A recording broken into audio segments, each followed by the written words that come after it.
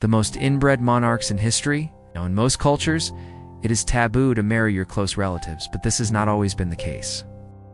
In fact, for centuries, many of the most powerful families in Europe regularly married their cousins, nieces, and even siblings. This led to some seriously inbred royal lines, with many European royals suffering from severe genetic defects. So today we thought we would take a look at some of the most inbred monarchs in history. Let's start off with Alfonso VI of Leon. Alfonso VI came to power in 910 AD. As the count of a small Spanish territory known as Leon, he ruled the region until his death in 956 AD, and during his reign, he was responsible for expanding Leon's territory, creating a powerful dynasty. Alfonso also played an important role in the Reconquista, which was the campaign to recapture the Iberian Peninsula from the Moors. However, when it comes to genetics, Alfonso was a real red flag.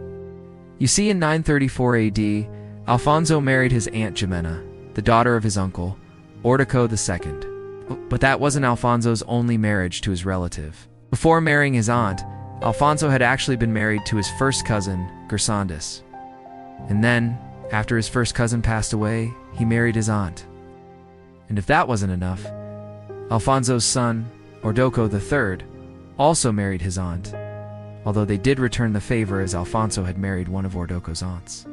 All of this intermarriage resulted in some serious genetic issues, with one of Alfonso and his wife Wines's children being incredibly deformed. As a result, Alfonso had that child put to death. Moving on, we have Charles II, Duke of Berry. Charles II was born in 1368, and he became the Duke of Berry at the age of only 2 months old. Yep, you heard that right. His father, Jean I, died just 2 months after Charles was born, leaving the duchy to the young boy. When Charles came of age, he began to rule independently, and he went on to have a pretty good reign. He was responsible for increasing the power and wealth of the Duchy of Berry, and he also played an important role in the 100 Years' War. However, when it came to family planning, Charles wasn't exactly careful. He married his first cousin once removed, Joanna of Bourbon, and they wound up having 7 children together. Now, Charles and Joanna's children weren't all that messed up in terms of genetics, but their son, Jean the Mad, definitely was. Jean inherited the throne from his father in 1416, and he proved to be a rather ineffective ruler. He suffered from violent mood swings and he had a very short temper. However, the real problem with Jean was his appearance. See, his head was abnormally large in comparison to his body, and he had wild, unkempt hair. These physical characteristics were the result of severe inbreeding. In addition to these physical problems, Jean also suffered from some mental health problems, and he seemed to have had a hard time separating fantasy from reality. He believed that he was destined to become the King of France, and he often spoke of his plans to conquer Paris, of course. This never happened, and he spent most of his reign locked in his bedroom. Next, let's talk about Mary, Queen of Scots. Mary was born on December 8, 1542, and she became Queen of Scotland at the age of only 6 days old. When Mary took the throne, her mother, Queen Mary of Guise, acted as regent until Mary was of age. During this time, there was a lot of tension between the Scottish nobles and the French and English royals, who all had an interest in the Scottish throne. Eventually, Mary married the future king Henry II of France, and the couple had 4 children together. After her husband became king, Mary returned to Scotland, where she faced a number of rebellions. She was eventually forced to escape to England, where she lived in exile for the remainder of her life. It was during her time in exile that Mary became embroiled in the plot to assassinate her cousin, Queen Elizabeth I. The plot failed, and Mary was implicated in several conspiracies. She was eventually executed on February 8, 1587. Mary's execution was a major event in the history of Britain, and it is still debated by historians today. Some believe that Mary was innocent, and that she was used as a scapegoat by her enemies. Others believe that Mary was guilty, and that she deserved her fate. But regardless of what you think of Mary, there is no denying that she was a victim of her family's inbreeding. See, Mary's mother and father were first cousins, as were Mary and her sister. This inbreeding resulted in some serious health problems for Mary, In fact, at the time of her death, she was only 44 years old. But she had the heart of an 80-year-old, the lungs of a 50-year-old, and the stomach of a 20-year-old. Her physician described her as being in such poor health that she looked more like a corpse than a living person. Let's discuss King Edward VI.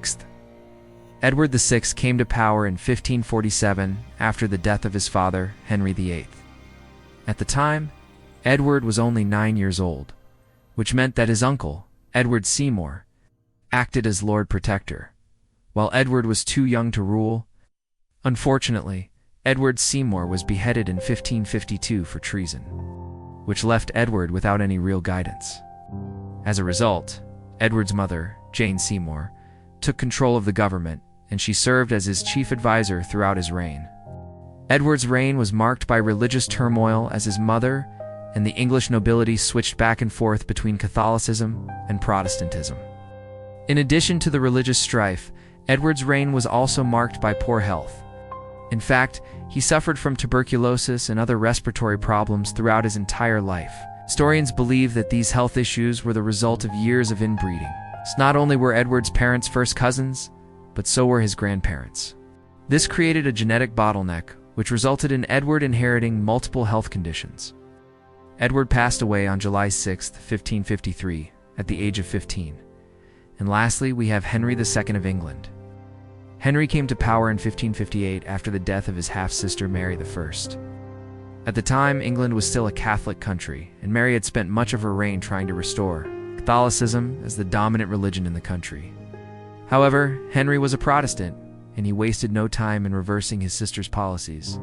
In fact, he went so far as to break with the Roman Catholic Church and establish the Church of England with himself as its supreme head. Henry's reign was also marked by territorial expansion. He acquired the former Spanish and Portuguese possessions in the Americas, and he sent the first English colony to North America. However, despite all of these accomplishments, Henry is perhaps best known for his 6 wives. He married Catherine of Aragon, Anne Boleyn, Jane Seymour, Anne of Cleves, Catherine Howard, and Catherine Parr. But unfortunately, 3 of his wives didn't make it out alive. And the reason for that is because Henry was extremely paranoid, and he suspected that all of his wives were cheating on him. As a result, he had 2 of his wives, Anne Boleyn and Catherine Howard, beheaded. On top of this, he also had his wife, Jane Seymour, die from complications following childbirth. But the real problem here is that Henry was actually predisposed to paranoia. See, Henry's mother and father were first cousins, and his paternal grandfather and grandmother were also first cousins. This inbreeding resulted in Henry inheriting some serious mental health problems. In fact, Henry's doctors believed that he was suffering from a form of dementia. There you have it, 6 of the most inbred monarchs in history. If you enjoyed this video, make sure to check out my others about famous royal groups. Thanks for watching.